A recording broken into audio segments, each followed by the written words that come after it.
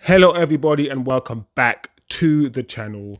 Aston Villa 3, Manchester United 1, and a well-deserved victory for Aston Villa. They deserved a win. They played better than Manchester United.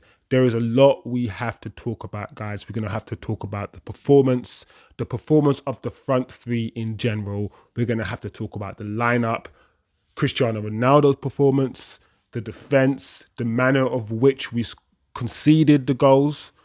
We're gonna have to talk about the fact that the wingers, for me, did not help the fullbacks at all today. There's so much to get into it. We're gonna have to have a conversation about Eriksson. He started the season really well, but he's fallen off slightly as well. A lot to get into. The lineup, did you agree with the lineup? We know there's been illnesses and sicknesses left, right, and center, but do you agree with the lineup? We're going to talk about Ronaldo, CR7. There is a lot for us to talk about. Not a good game, not a good performance, but he's simply not good enough, guys. He isn't. He cannot run in from behind. He lacks the pace now. He doesn't have the legs. But the best way that Ronaldo can score now, let's say, is if the ball lands perfectly in the air on his head, or if the ball lands perfectly at his feet 5 yards out. Ronaldo isn't the reason why we lost the game. I'm not saying we lost because of Ronaldo. That's ridiculous.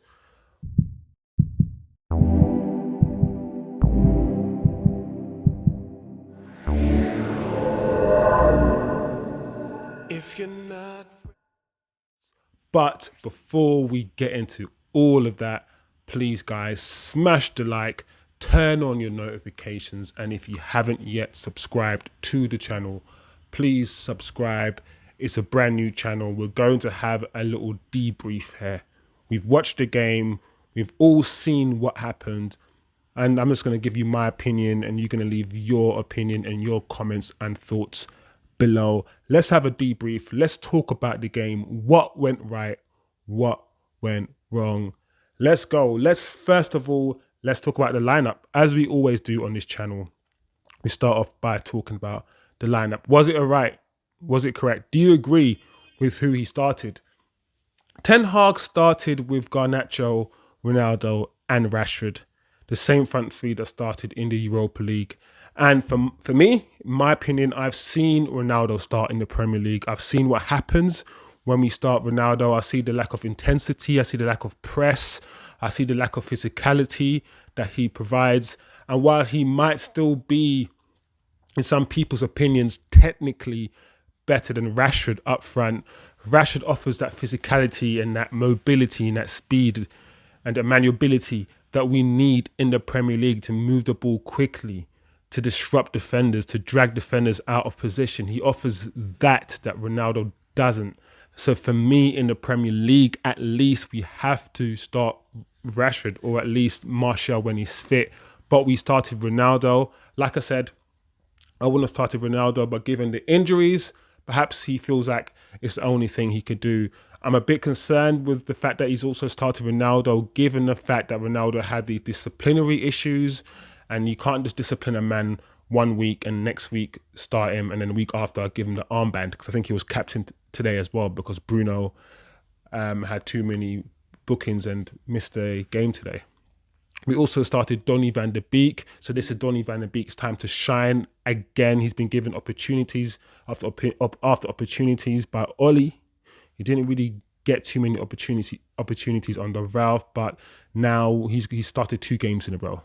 So it seems as if Ten Hag started the same team, more or less, that played in the Europa League against Real Sociedad. And for me, that's a problem, because Premier League is different to Spanish League, and playing a Premier League side is different to playing a Spanish side. And I really think that the Spanish side don't play with the same level of intensity as the Premier League sides. And playing with Garnacho, I know he had a good game, but he's still pretty young. Playing with, like I said before, Ronaldo up front. And for me, Ronaldo just doesn't offer the physicality that you need.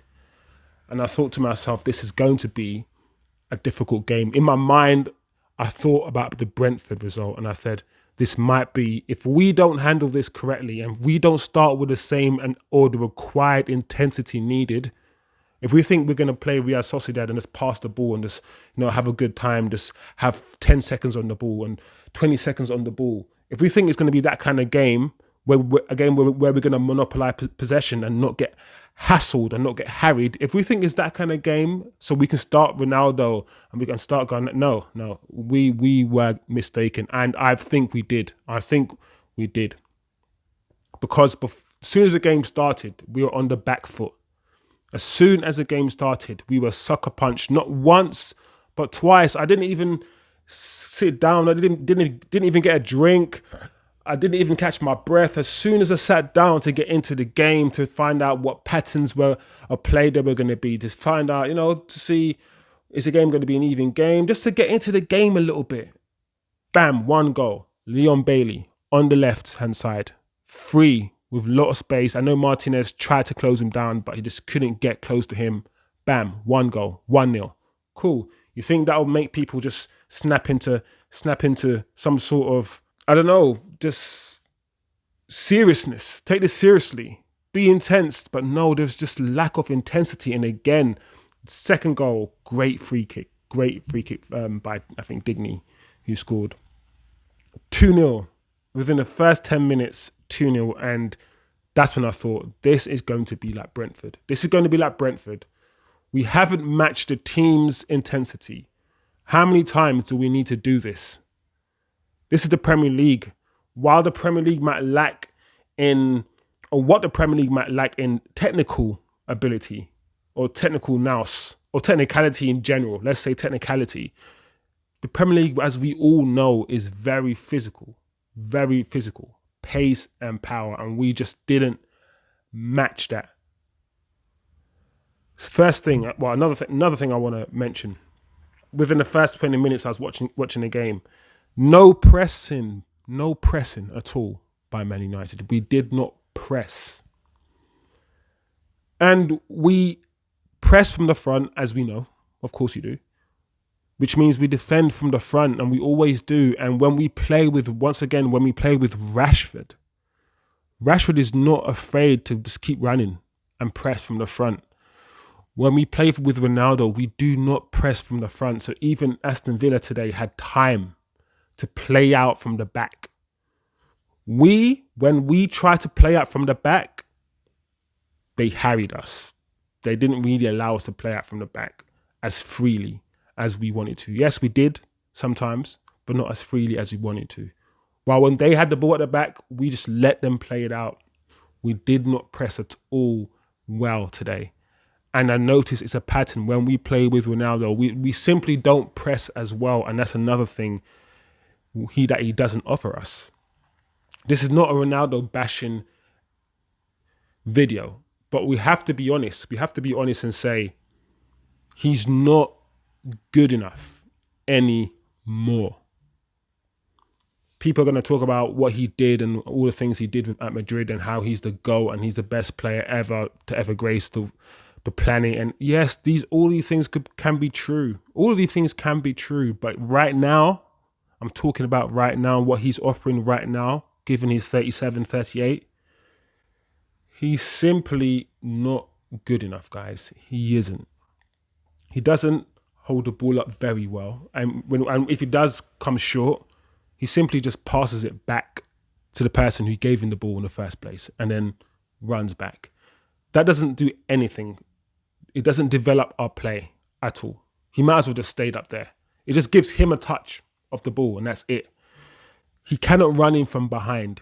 He lacks the pace now. He doesn't have the legs, right? He's 37. That's what happens, right? He doesn't have the pace to run in from behind, so he doesn't even try these days.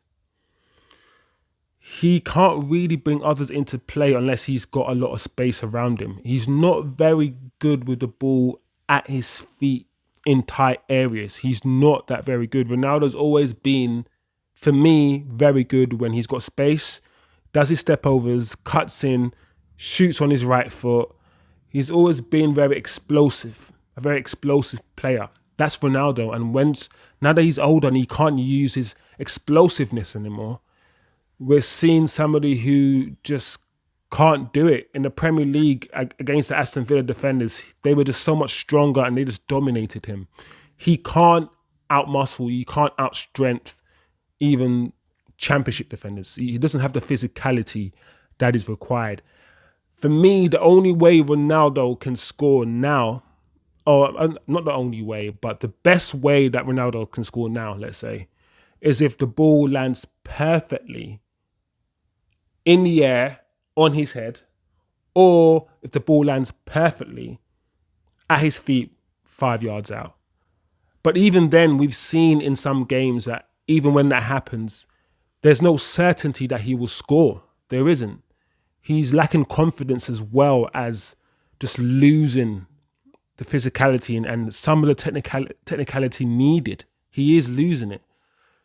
He's still a good player, but we need to get a better striker than Ronaldo. He's not good enough. And I've said it many times, and this might come as no surprise.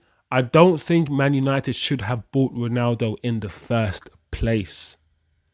I know people are going to be like, oh my God, it's Ronaldo. He's the best player ever. How can they have not? Listen, I don't look at football like that. I don't over sensationalize players. I don't worship human beings. I don't worship players. They're just human. They're just people who are kicking the ball on the grass. That's how I see them. So I'm not one of those guys who are just going to suck off some next footballer, because I'm not that guy. I'm too grown. We shouldn't have bought Ronaldo in the first place. We should have been thinking long term rather than thinking, let's get this guy in. He's 35 or 36 at the time when we got him in. Let's get some money. Let's make some sales out of some T-shirts. We should have been getting the youngsters, some young up-and-coming striker that we can bed in. That's what we should have done. But anyway, I sidetrack. Also, the wingers weren't doing enough. We have to talk about Rashford and Garnacho defensively. Because we can have a go at Sancho and Anthony. We have to have a go at these guys. Dalot and Shaw were exposed time and time again, sometimes in a 2-on-1 situation, and Garnacho and Rashford were just walking back at times. In the first half, especially in the first 25 minutes, I noticed those guys were not doing enough to help the fullbacks out. They were not. And that is a problem. The front three today just didn't do enough. They weren't working hard enough up front to create anything, and they weren't working hard enough when we didn't have the ball. As Ten Hag always liked to say, we defend with 11 men, and I don't think we defended with 11 men today. United didn't. We didn't. I think it took 33 minutes until I saw a good passage of play. 33 minutes until I think it was a Garnacho shot, then a Ronaldo header straight at the keeper. And I thought, okay, this might not be a Brentford. We might get something from this game. And Luke Shaw scored around the 45th minute, right before half-time. A great time. Ideally, that's a great time to score. Right before half-time, sucker punch Aston Villa, send them in a half-time break with a goal to think about. It was a fortunate, lucky, as we all like to say, goal by Luke Shaw. I think it was a decent shot. I'm not quite sure if it was going in. The keeper probably would have saved it, but that deflection was everything. That deflection just bamboozled the goalkeeper. And yeah, 2-1, we went into the second half, and I thought, start the second half with the required amount of intensity, please. Because Casemiro looked like he was up for it. He always looks like he's up for the fight. For me, Eriksson in the first half, Eriksson started the season really well. First 4 or 5, maybe you can argue 6 games, he was clearly man in the match. But I don't know if it's playing with Casemiro, or I'm not quite sure what it is, but since he's come back, he's fallen off slightly. He has fallen off a little bit. He has dilly-dallied on the ball. He has given the ball away a little bit. He's not as sharp. He doesn't appear to be as sharp as he was before his illness, I believe. So I'm going to keep looking at that one, because once again, I said it in my previous video, Eriksson didn't have a good game against Real Sociedad. Today, he didn't. In the first half, he wasn't that great. He wasn't. But, Luke Shaw deflected shot off Ramsey, going in the second half, 2-1 down. At least we had a goal. Ronaldo, it didn't offer anything. Rashford didn't do anything. Garnacho, let's speak quickly about Garnacho. In the first half, at least it depends how you like to see football. Because the way I saw Garnacho as a headless chicken, he didn't know what he wanted to do until he did it. He literally didn't know what he wanted to do until he did it. He didn't have a plan in his head. He was doing step overs and just making it up on the spot. And that sort of impulsive sort of footballer, a lot of people like that. Well, I like the more calculated footballer.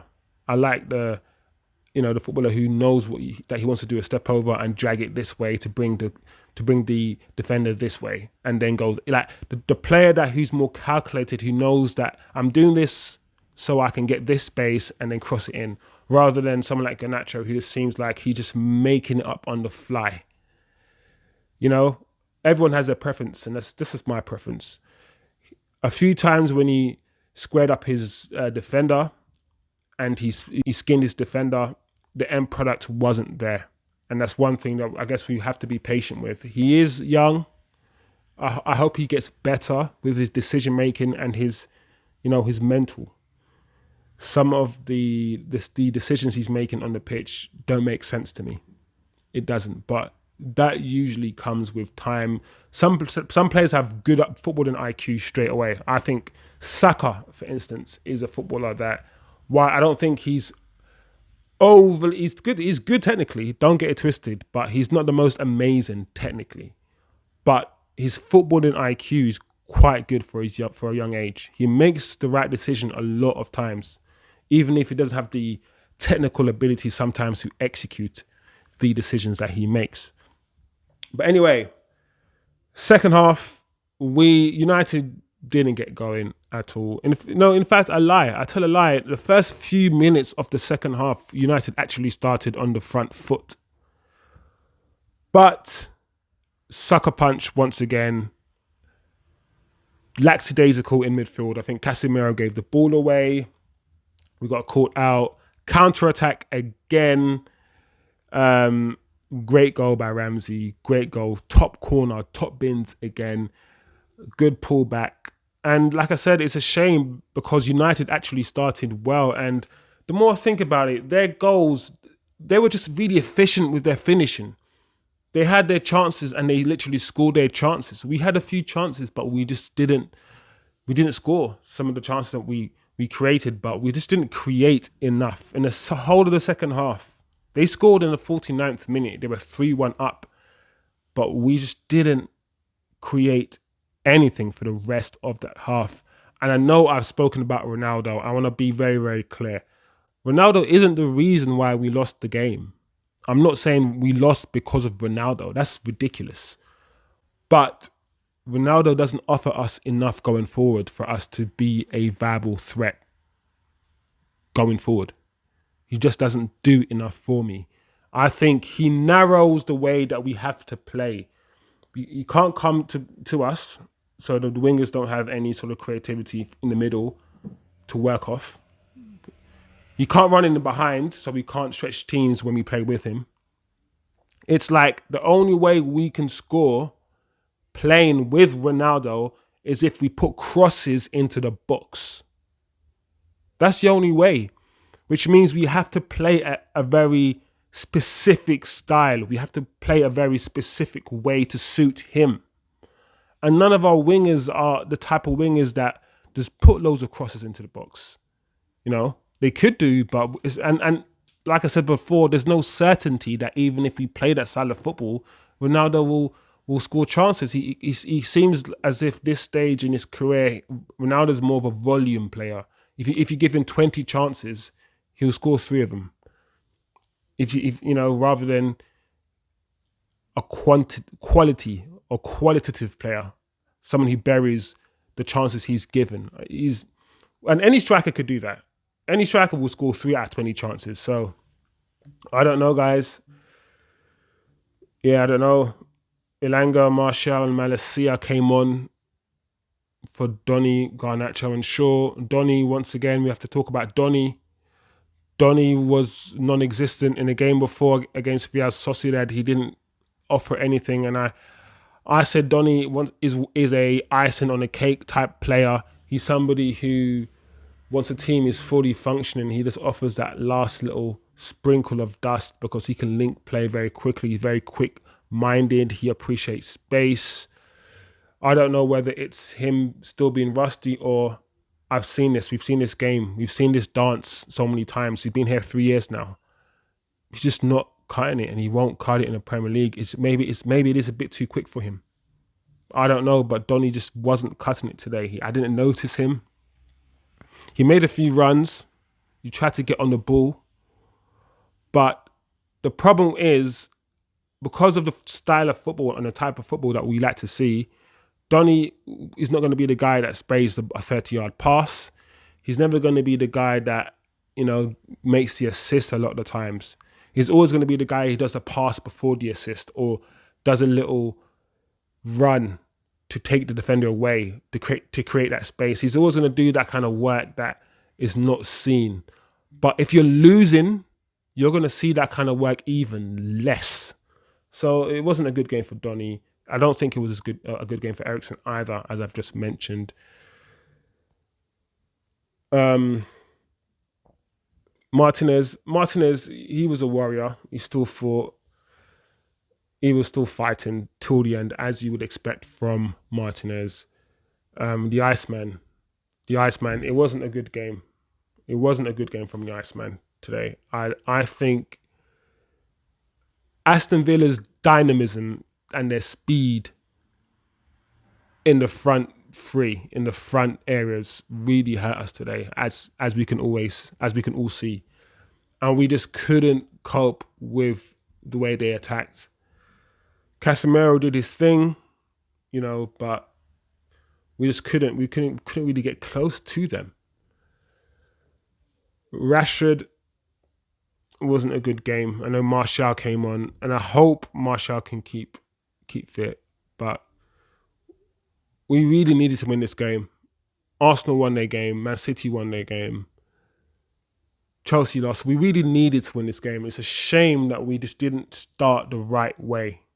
We didn't start the right way, with the right mentality, with the right mindset, with the right intensity, the right physicality. We just didn't get going at all. And I can't wait for Anthony to be fit. And as much as people want to get on Sancho, we need Sancho back. We need all our players back. We need a squad. We need to go in and get a striker. Every time we play Ronaldo in the Premier League, we just don't play well. In fact, I would go as far to say when we play with Ronaldo, we don't really seem to play well. He's ahead of and it's not just his fault. It's the way that we play with him as well. It's not just Ronaldo's fault. If we had the players to play his way, Ronaldo way, maybe we'll see better Ronaldo. But we can't allow one player to dictate the way we play. Those days are over in football.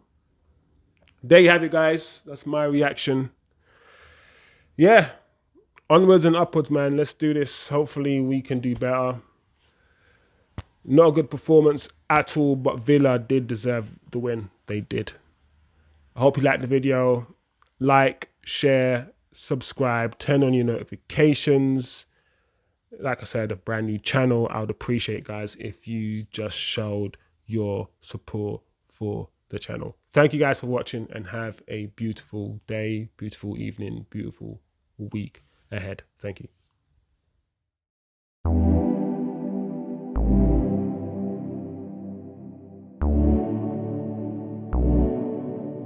If you're not